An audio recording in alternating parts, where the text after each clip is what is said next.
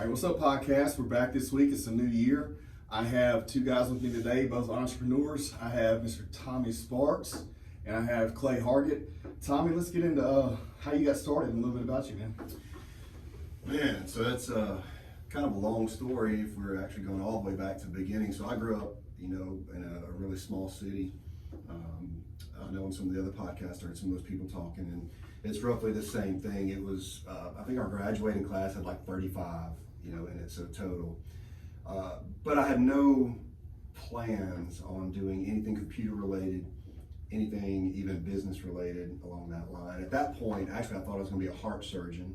Okay. So that's what I went to school for. And, after high school, that's what I went to college for. So I was a biochemistry major for a couple of years in college before I decided I hate hospitals. Like, I can't stand them. They smell funny. And so at that point, I was like, you know what? This is not going to work. And so I did a little shift. Didn't know what I was going to do for a little bit, and ended up catching on a job with a telecommunications company. So we pulled cable, things of that sort, installed some telephone systems, and that's where I really got into technology, I would say. And from there, that's where I eventually wanted to get into computers. We had a computer department at that company, although I wasn't in it for a little while. But a few years in, they had some transitioning happen there. They lost all of their computer department. So I had already been learning, and so he just kind of put me in that area. So I started running the computer department for them about 3 years in, and then the rest kind of took off. And I didn't really start my own company until much later. That was in 2005, and that's because of another company that I worked for that was computer related. I started doing some things that I just didn't want to do that way. It's not my belief system. Gotcha. So I went out on my own more out of necessity than that. I thought I was going to be this great big entrepreneur. And so when that happened, it was really rough because then it's learned by doing, and crashed and burned so many times, made no money. Yep. Wonder how you're going to put food on the table. I think my first year I made $16,000. Okay. My first year. That's rough. That's not a lot of money. That was bad. And had a tiny apartment, it was an efficiency apartment. So it was terrible. Behind on bills, had all kinds of issues because I didn't know what I was doing. Disagreed with the tax man, a couple times. Yeah. So got behind on taxes even at one point because I thought, well, I'll show you, I won't pay you. And they showed me, and so that didn't work out. So I had to learn, the really hard way and even test some boundaries and see how that stuff worked out. And then eventually, of course, catch all that up. And even still, I was young, I would say young and dumb. And as long as I finally got to where I was making enough money to kind of survive, I thought, that's enough, that's good, make it okay, I can eat, I don't have to live this extravagant lifestyle. Yeah. So I was happy with that. And things started changing. One part that I don't talk about much is what changed for me that was really big was I had some seizures, and I was on an airplane when it happened, and it really kind of scrambled, for a little bit, it kind of scrambled my head. And I lost some memories and stuff out of that, and then things, were kind of, I had to relearn a few things afterwards. Whoa, okay. And because it was like, I know how, my muscle memory wants to tell me how to do some things. Like one client in particular, I've done their work before. So even back when I was a phone guy, I did their phone system. So I've known them for so many years. And so I went in, and it was something minor on a computer setup, and I was kind of lost for a minute. I was like, what am I doing? I know I need to do, and I kind of had to get back into it. And things like I would be driving to go to a client's location and forget where I was going, on the way there. Crazy. It like really messed me up for a little bit. And so I learned at that point, I said, you know what, because I was in the hospital for about a week. And obviously while I'm in the hospital, no work is getting done. Yeah. And so I'm starting to panic. I was like, this is not good. And I used to say, I have a business, but what I found out is no, I had a job, not a business. And when I wasn't there, that no longer worked. Yep. So that was not a business, and I need to make some changes. I need to make some adjustments and fix that in case something ever happens again. And so I really made some transitions and eventually joined a networking group local to the area. And that's where I really started pushing hard. And that was probably around 2008 or so, somewhere in that range. How far into the business, or how far into your own business at that point was it? How many years in? You know what? It was probably more like 2012, actually. So I was already several years into the business. But I mean, you know, like I said, I was very complacent. So you're talking doing numbers wise, I was doing 40,000 maybe a year, and that's, you know, before taxes and everything's coming out. So I mean, it was a very mediocre job, if you want to call it that. And then so it was probably more like 2010, 2012 then that I joined that networking group, and then everything started changing. And then everything started growing. Really pushed and changed my whole mindset. You know, got out of my house working, so I was no longer working out of the house. I started making adjustments to that, which that was a process too.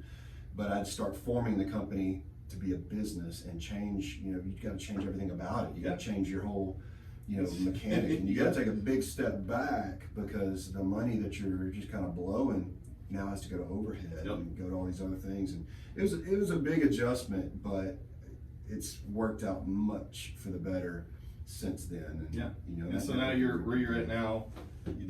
While you were one person, one employee in your business. Now, where you're at, how many employees do you have? I think I have five employees now. And you have a storefront. I have a storefront. Vehicles out doing several service work. Service work. Awesome. I've bought out 4 companies at this point in the last 4 years. Nice. So that's been interesting, and actually I found a passion that I didn't know I had, which is buying other companies, you know, dealing with acquisitions. I love it. That's cool. I love it. It's exciting. I'm sure that's interesting.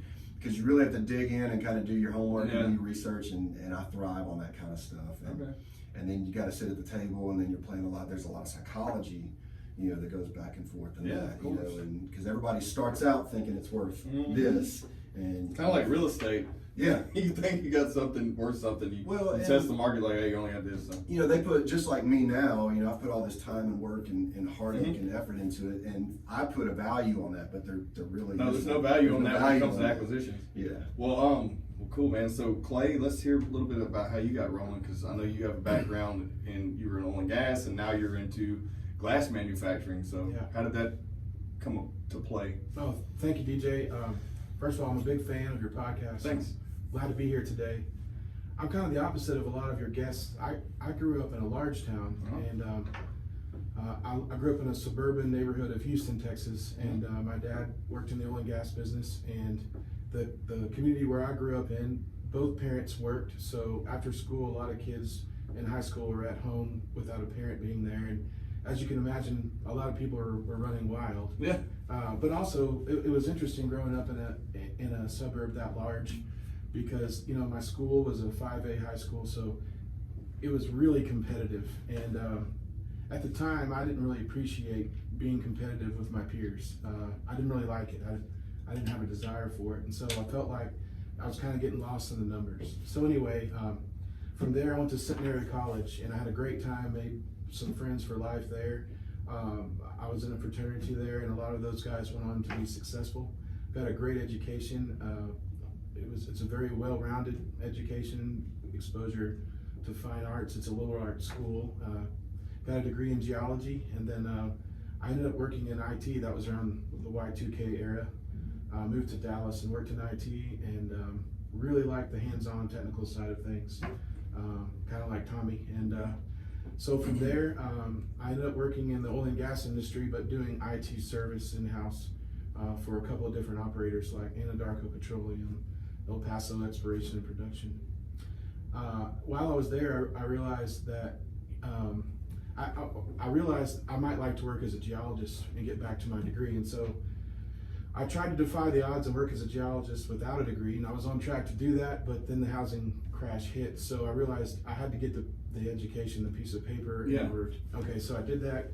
I got a master's degree at University of Houston.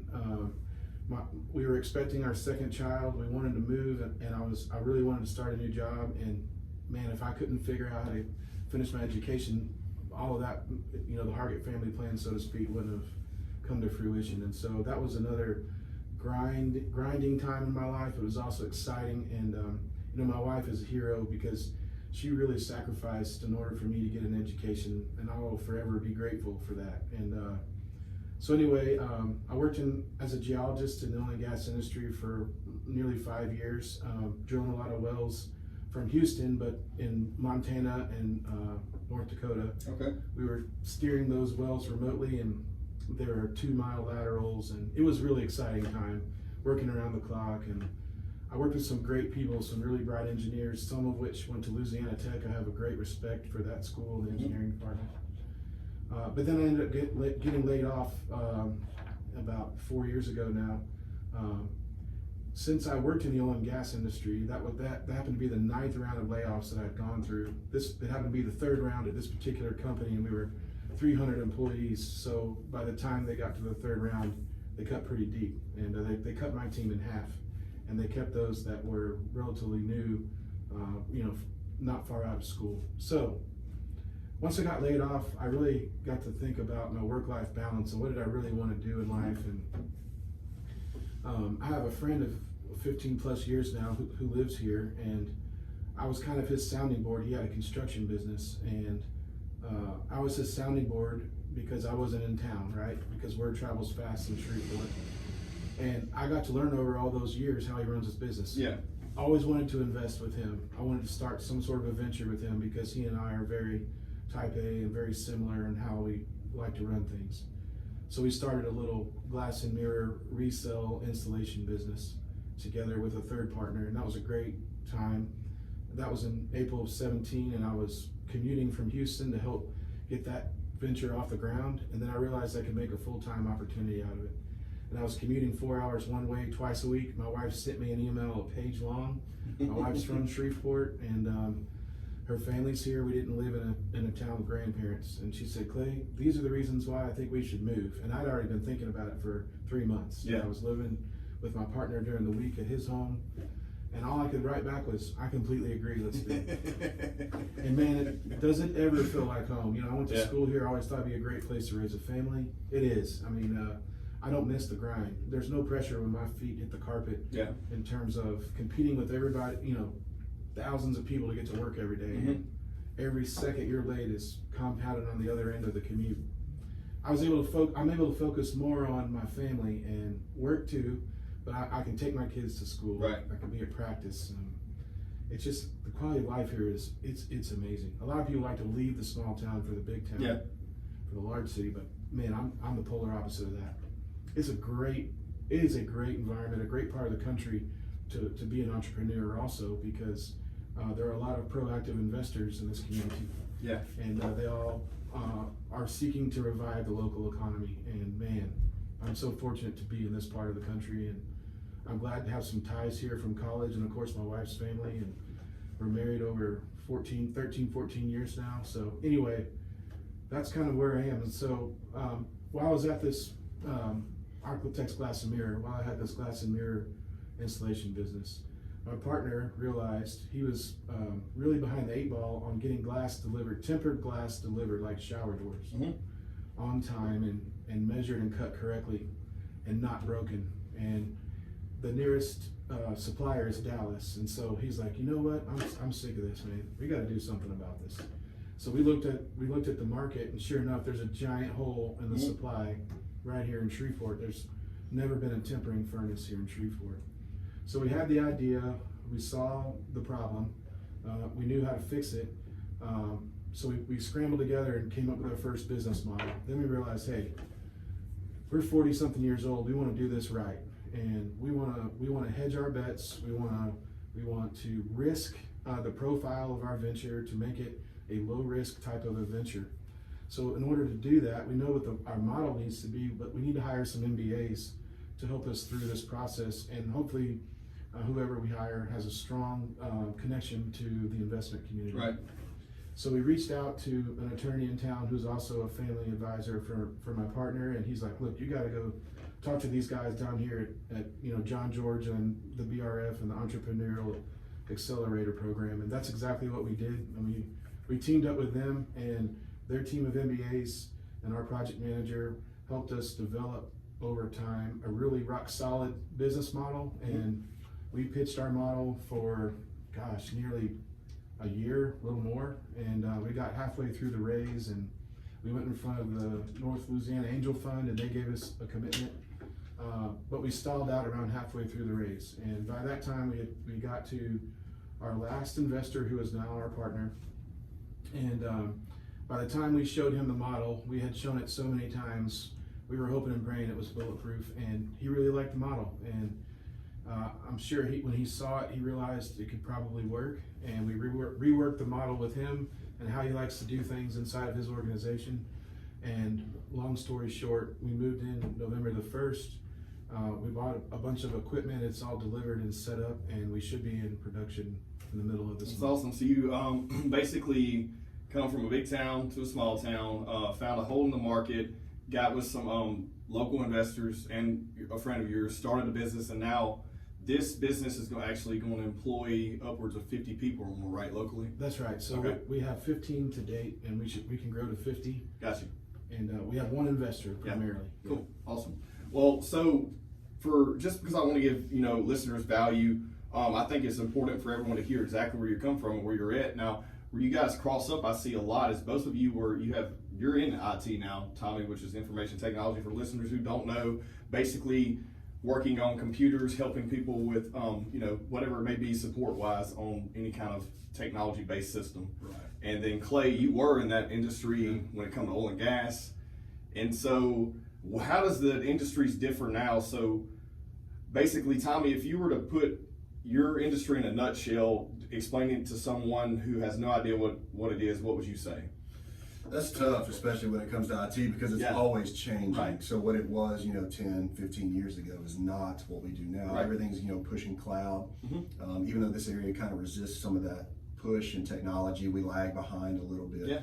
But it's still, we're hit because cloud's been around for a while now, so that's where most things are pushing. But there's a lot of misconceptions on what that means. Is, oh, well, now my data's vulnerable and all this. I hear about all these breaches of all of these things when it's actually way more vulnerable for that data to sit in your office. Okay, It's got a interesting. lot more access. What's funny to me is the cloud's been around for a while, and we've all been using it for the past 5 years, and no one just knew what to call it, I think. You know what I mean? But it's a term that's thrown around. Cloud, everybody talks about cloud. All cloud means is it's somebody else's computer. Right. That's it. There's no mystic anything behind it. It's Mhm. nothing crazy fancy. It's just a computer sitting in a data warehouse somewhere. Yep. That they probably have rows and rows and banks of them. And that's where data lives. And of course they have redundant internet so you don't lose access to it. But there's nothing special about it. Well, so coming from that industry, IT, to what you're doing now in manufacturing, or just coming from oil and gas and IT to manufacturing, what's the shift there you've seen, Cloud? That's Clay, to put that like in a nutshell. Yeah, so I think of our business as kind of like it's manufacturing, right? It's driving a product from start to finish. And Right. if you think about oil and gas, you do that a lot, Mhm. right? From supply chain to punching the holes to getting the well on production. And so that's what we're doing with this glass company is we're buying the raw material and we're cutting it down and taking it from start to finish. And all along the way, we need to rely on software, the cloud. Yeah. We rely on bandwidth.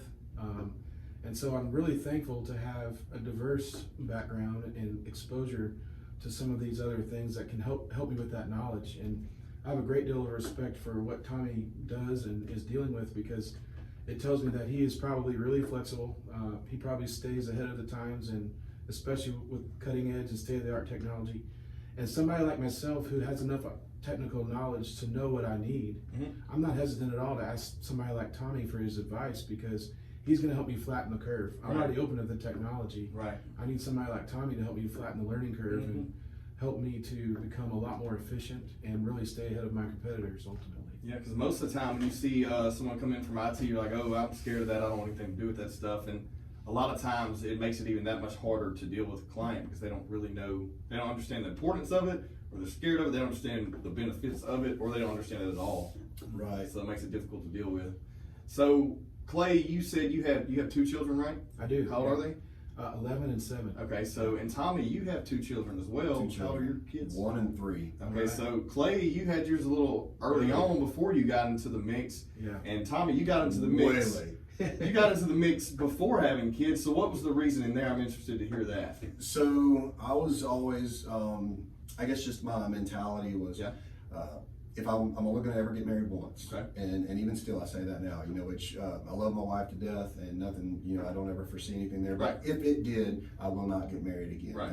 This is my one. Okay. And then outside of that, so going through all the years, there is a balance when you're starting a company and you're really having to dig the trenches in the beginning.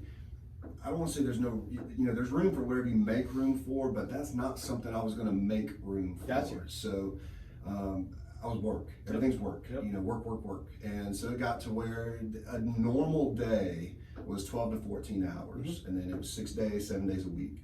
Because what I would do whenever I was still working out of my house is when I mainly did commercial, but everybody that worked at all those businesses that had their personal issues, they still wanted me to resolve those. Right. So throughout the week, I would pile up all these computers and take them home. And then so my room would get piled up with all these computers. Then over the weekend, I would fix all the computers that I had over the weekend and then deliver them back as I went the next week, Yeah. you know, job to job. So there was just not a lot of time. So I just didn't put much, I don't want to say I didn't put much value in it, but I had different goals. Yeah, I and mean, different priorities. that's where I'm at right now. I mean, I'm focused on, hey, I'm trying to grow a business working 12 to 14 hours a day.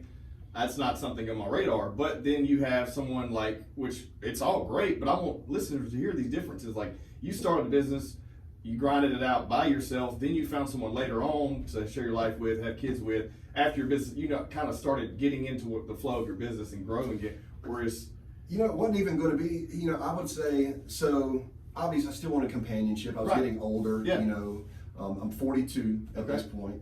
So I was, you know, as life's not going to stop. So Right. it was still pushing. So I already knew most people in the town, you know, I'm very well connected, I would say, especially after the networking I've done Yeah. and being born and raised here. So I already knew a lot of the people I'd dated and stuff, obviously along that line, and just really couldn't find what I was looking for. Yeah. I did not want a ready-made family, you know, that I go into, and Right. you know, there's already, you know, however many kids and all this.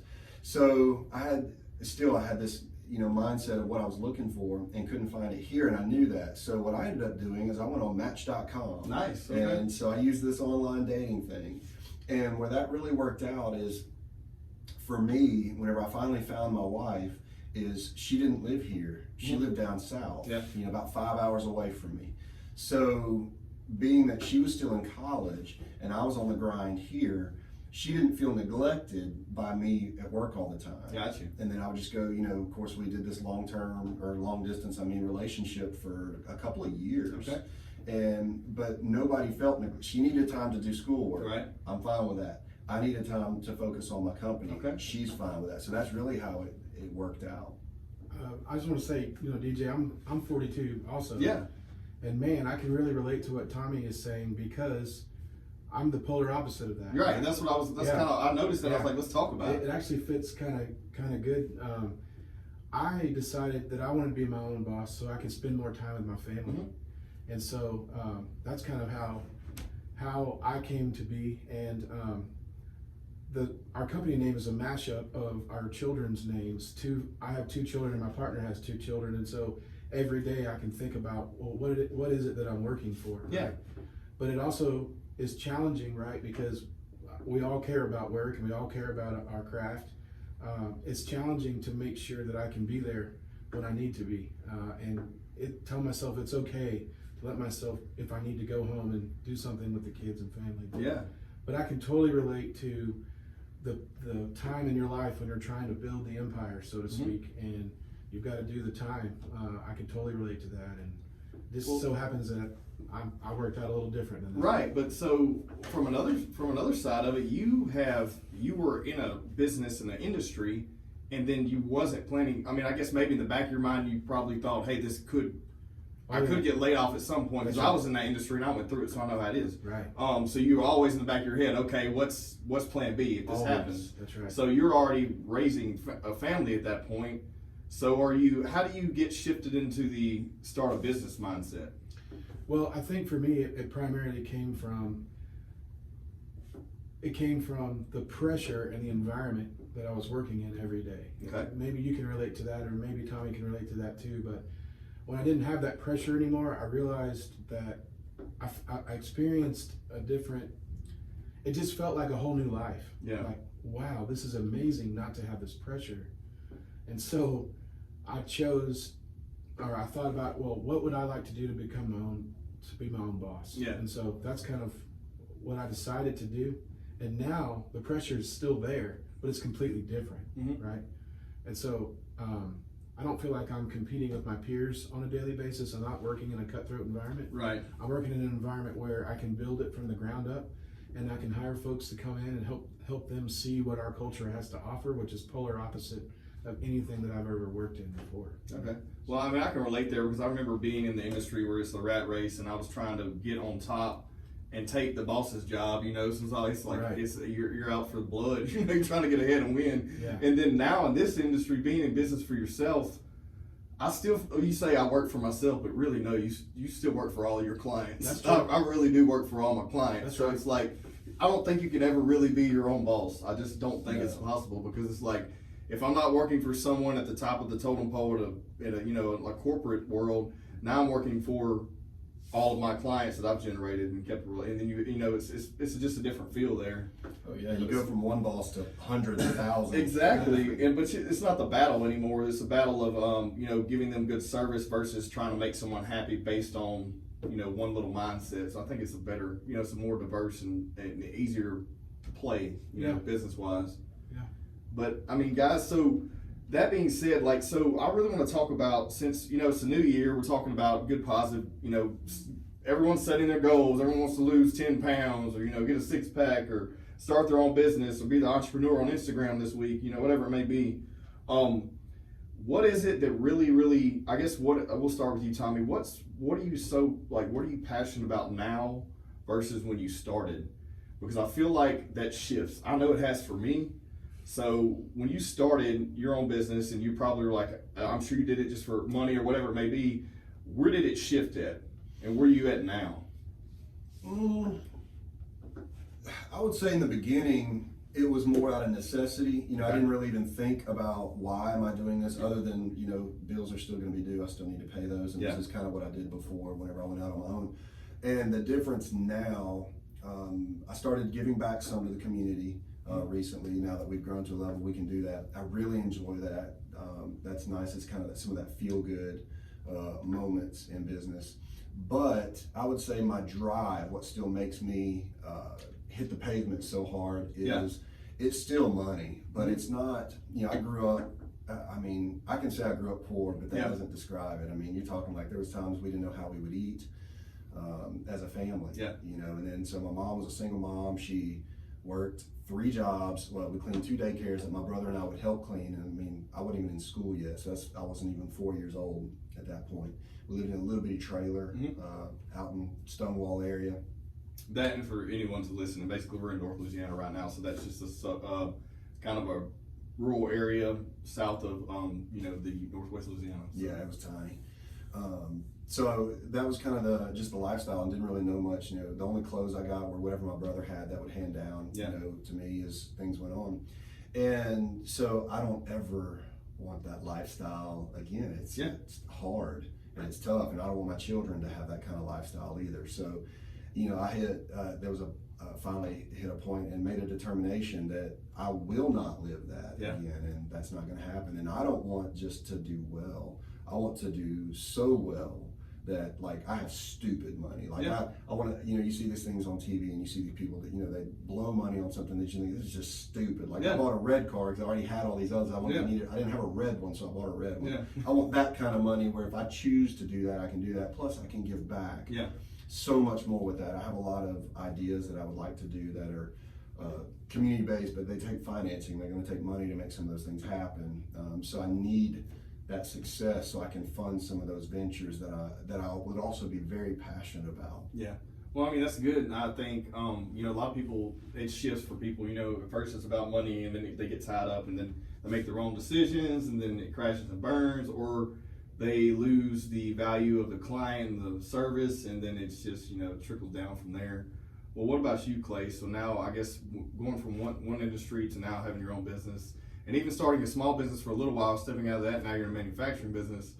What's your passion now versus when, the shift, or, maybe when you started versus, now? What is there a difference there? Is it the same? Yeah. So I was just talking about this a little bit earlier today. I had a vendor stop by that has really helped us along the way to get started, and he said, "Hey, when you look around, are you proud? Are you proud of what you've done?" And I'm thinking, all the equipment's here, and we've accomplished so much, and I'm proud for what we've accomplished. But really, I'm really primarily concerned about hitting my targets right for this year, and meeting and exceeding our model. So what's really driving me now is, okay, now I know it's possible. So how can I perform? So that's what drives me. That's what makes me wake up every day is, what can I do today to ensure that I'm going to hit these goals this year and hopefully exceed them?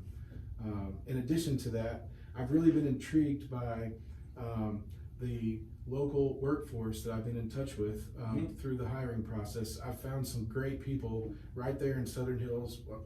I apologize, that's a neighborhood here in Shreveport. Yeah. Some great people that they really want training, they want a career path, and we can offer that here.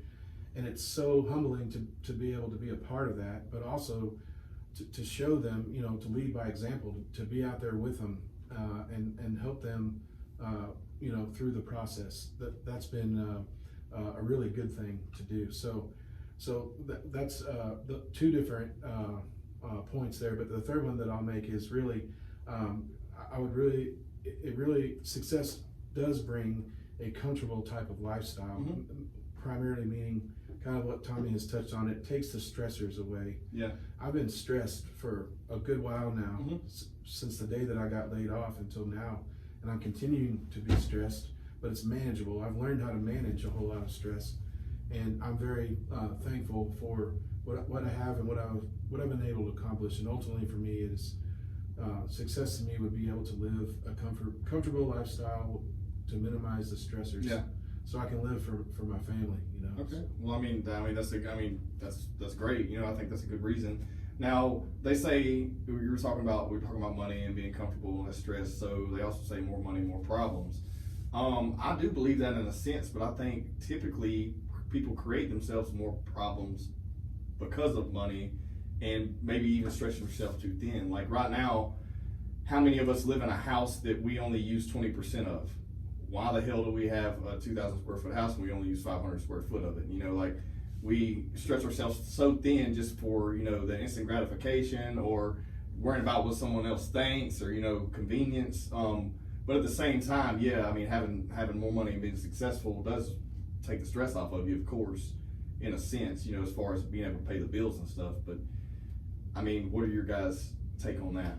I think you can spend yourself right out of all that money really quick. It spends way easier than you make it. Yeah. So where I would see on a lot of that, people that say more money, more problems, is going to be their misuse of their own money, and that's what's causing more problems. So if you match your cash flow out every month, you're going to have problems. You're going to have stress. There's no way around it, because when the bell tolls and all those bills come due, you need that cash on hand to pay those. Well, it's one thing if you have 3 times, 10 times that amount sitting in the bank, so you just pay it and move on, versus, oh no, how do I make that? Or now I need to borrow that. Now you're on credit, which now you owe more based on that credit because there's interest attached to it. So you're actually creating another bill that you see nothing for it. So I try to keep no debt. And with my company at this point, there is 0 debt to my company. Well, that's something to be said, because a lot of people work 20 years to get there and haven't. But then, from another point, so basically what I see a lot too in entrepreneurship and small businesses and people, running their own show, is they get to a point where they're comfortable and they just stop grinding. I feel like I see that a lot. And I don't necessarily agree with that, because it's like there's so much more, especially if you're passionate about what you're doing. So say you grind your ass off, you make this money, you get to a point to where you're making, hypothetically, your business is making $500,000 a year. Okay, I'm set, I'm great, everything's good. Where do you go from there?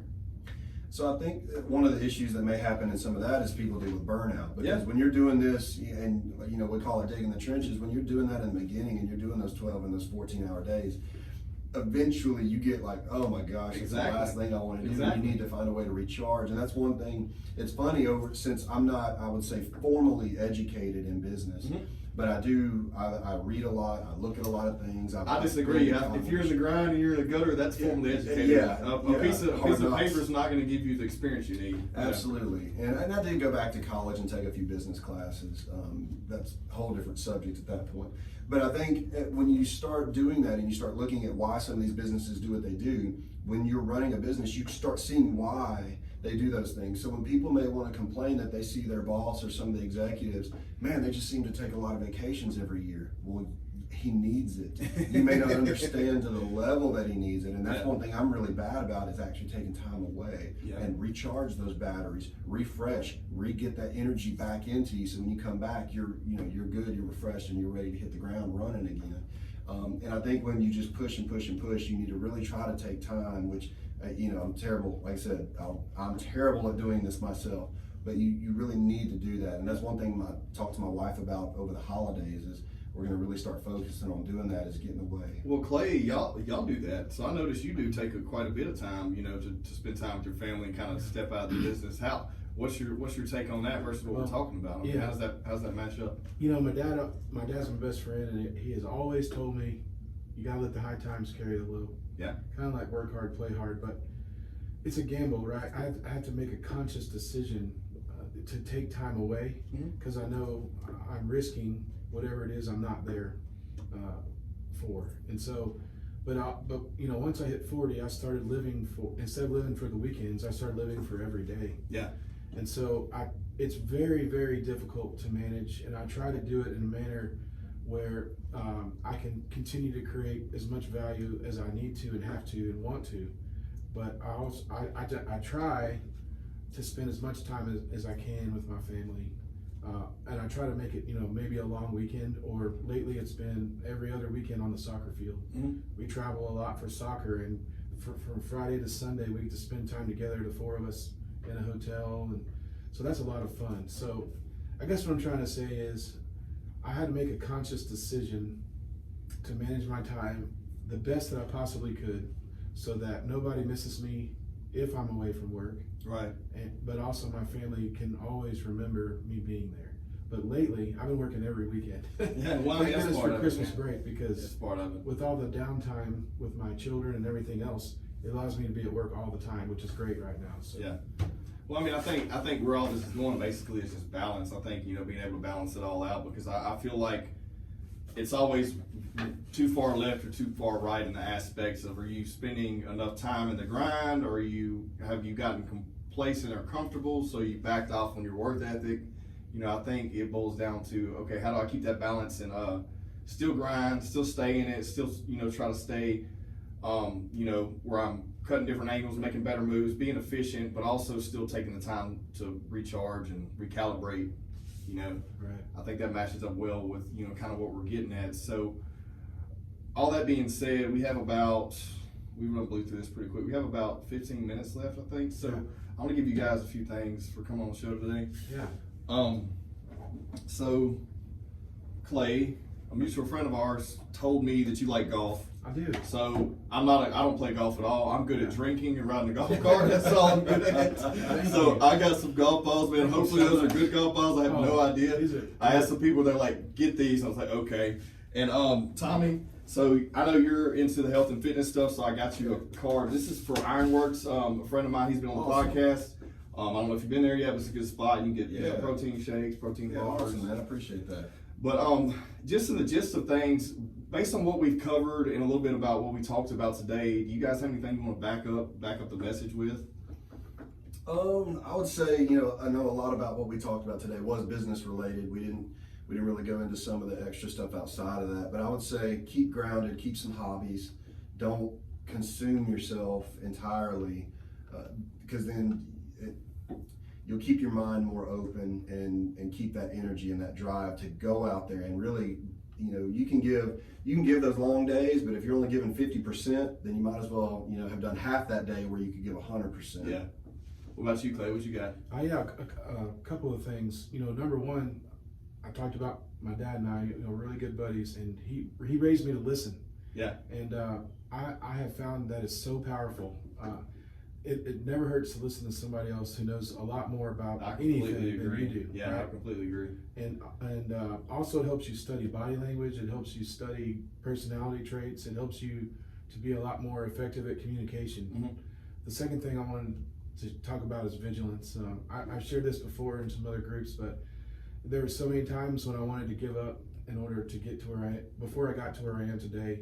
And what really kept me from giving up is to be vigilant. And I'm really good at logistics. I actually like the pressure in a startup environment, but I can see how somebody could get burned out. But I stayed vigilant to myself, to what I needed to accomplish. I would focus on the task at hand instead of the 500-foot view. Yeah. So that really helped me get through some things. And then third of all would be, I think the secret to every successful person is a good family behind them. And I'm just so thankful to have what I have at home and to be able to go home every day to a great family. And it really helps me to, establish relationships with other families. And I'm just really thankful for that. So. And you said something about diligence, and people get they get kind of burnt out or basically demotivated real quick. And I think here's my take on it. I think that basically that happens because people have this expectation, these unrealistic expectations. They see someone successful and they don't understand all they went through to get there. Right. They It's just the picture of the iceberg. Exactly. They don't see all that under the water. Exactly. They don't. No one does. And I think that's the best thing right now that you can do if you want to motivate someone or show people is show them the grind. Because no one respects the grind if they don't see it. They don't know about it. They don't know it exists. They never saw it. All they know is, I see you standing over there. You're successful. You look like you're doing well.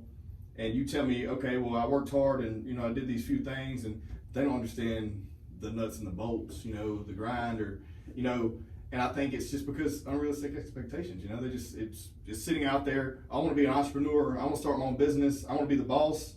And as soon as they start it, it's hard and they're like, oh, I can't do this. I quit.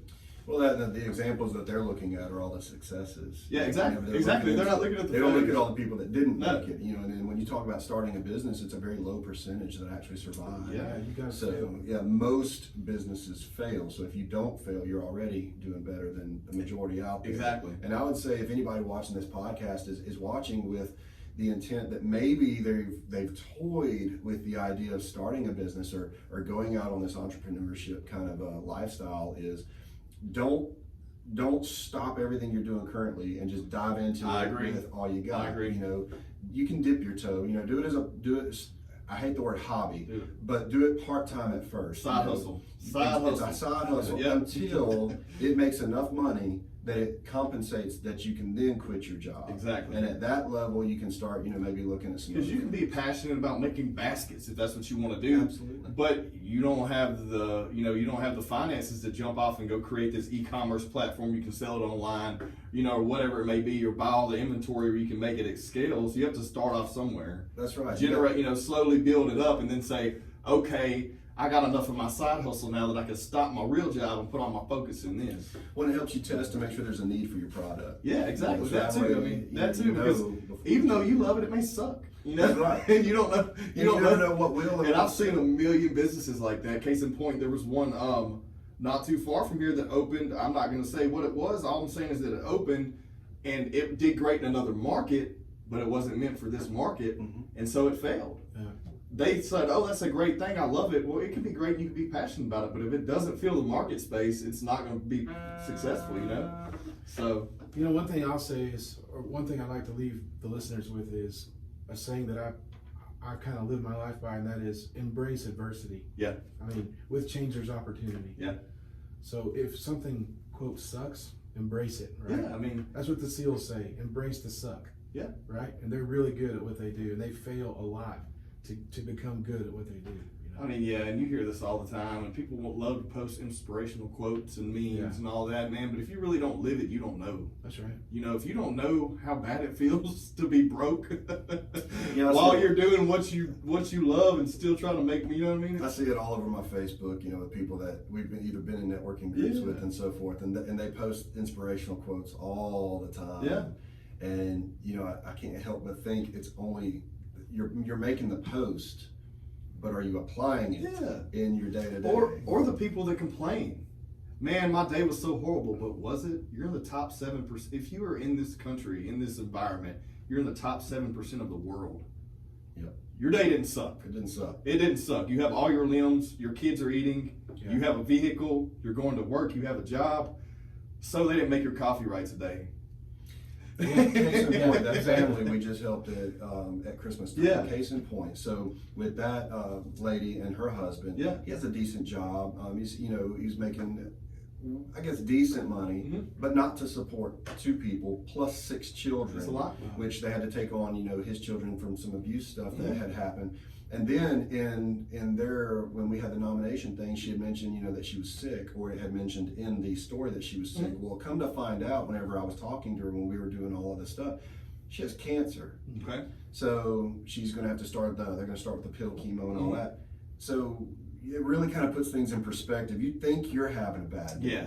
She was worried because when they were about to have the kids out for 2 weeks over their Christmas, break, she's like, how do I feed 6 kids at home? Wow. Yeah. For 2 Makes weeks. sense because they're getting, if they're getting assistance in school or whatever. Exactly. maybe, And now they're going to be home Yeah. for 2 weeks. And, and just so you guys put this in perspective, basically, so Tommy, I helped him with the marketing campaign. We basically offered a nomination spot on social media to where someone could nominate a family Wow. in the holidays time that's in need. Wow. And then we vetted those families, and basically Tommy was able to pick one that he saw most beneficial, like they would benefit the most out of this. And then he, got with them and took them shopping, and y'all bought Wow, more that's food. awesome. Y'all got more food than you did More toys. food than anything. So that really tells you that they're really in need, and they Yeah. something was there. I asked her, I told her, well, kind of get an idea of where you want to go and what you want to do.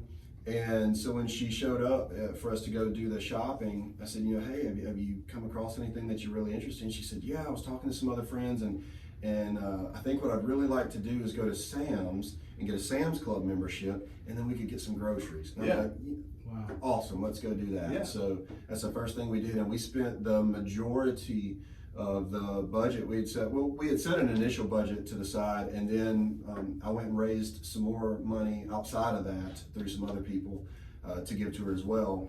But more than half was spent on food. Yeah. And so, but don't feel good. So you're in a point now to where you've created a business and you're successful enough where you can set that money to the side and help someone who really needs it. Oh, absolutely. And then for everyone that's listening, you think your day sucks. Come on now. I mean, these people had 6 kids together, didn't have enough money to pay for those kids' food, and this lady has cancer. And still dealing with Wow. the abuse in the court Yeah, system. for all that, we getting custody and all that stuff. And Oh man, it yeah. was terrible. And then one of the other things, whenever I was talking to her and telling her she won, she broke down crying because one of the things they had just done is that one of the kids was wanting an animal, like a pet for Christmas. Right. So it just so happened the husband at work, somebody had found a stray kitten. They brought that home. The kids were all excited. Somehow, accident thing, it climbed into a mop bucket and had drowned. Uh-oh. So they had just done. I mean, it was like they were just getting kicked. Yeah, they Man, that sucks. constant. So. Well, I mean, any final thoughts, guys? We're about to shut this down, but I really appreciate you coming on. Yeah, I just want to share one quick thing. Yeah. This story really touched me. I was brought to my knees when I interviewed a gentleman who didn't have more than a few months tenure on his resume. Come to find out, he was the primary caretaker for his wife, Okay. who's bedridden with pain, and his son has autism. So it brought me to my knees. So, long story short, I called my wife. We canceled all of our plans that night. We went on a shopping spree, and they let us into their home. I was so thankful that they let my family help them because it meant so much to my family too. Right. Anyway, I'll never forget that part of 2019. Well, and that stuff try like to do that every year. Well, I need to do that every year. Yeah, I mean, stuff like that, you just forget. You just get into the motion, and you get to flow, and you're worried about yourself, you're worried about your family, and you forget about all these other people. That's right. There's a lot of people out there just asking for a handout, but there are a lot of people out there busting their ass and that need some help, and if you're fortunate enough to reach in a spot where you can help, why not, That's right. I think that's where we're at now, but thank you guys so much for coming on, and everyone for having please us. subscribe to Thank the you very much. podcast. Thanks.